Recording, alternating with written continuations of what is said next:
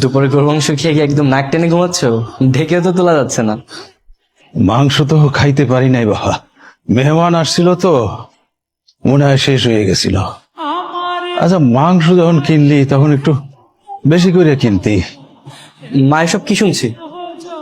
বাবা, মেহমান আসছিল তো এই জন্য মনে হয় শেষ হয়ে গেছে। বৌমা বললো, আমি আর কি করবো বল। আরে থাক থাক, বৌমারে ডাকিস না, এখন একটা ঝামেলা বাঁধবে। ডাকার দরকার নেই বা মাংসের দরকার নেই আমাদের। কি হয়েছে তো চিৎকার করে ডাকছো কেন? বাজার থেকে 1.5 কেজি গরু মাংস আনলাম, 2 ধরনের মাছ আনলাম, এগুলো সব গেল কই? আমার বাবা মা খেতে পারেনি কেন? আসলে হয়েছে কি, রান্নাটা অনেক মজা হয়েছিল, তাই ভাবি আর মা মিলে প্রায় অনেকটাই খেয়ে ফেলেছে। আমিও খেয়েছি। তুমি কোনো টেনশন করবে না, আমি তোমার জন্য ফ্রিজে তুলে রেখেছি। তুমি আসো, তোমাকে আমি খেতে দিচ্ছি।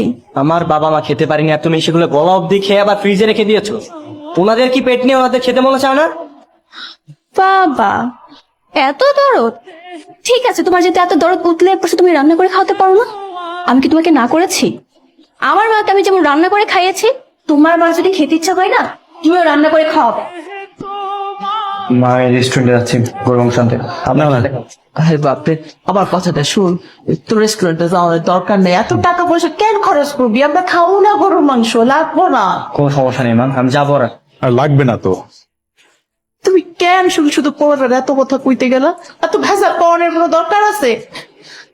শুধু শুধু একটা ঝামেলা বাঁধলো।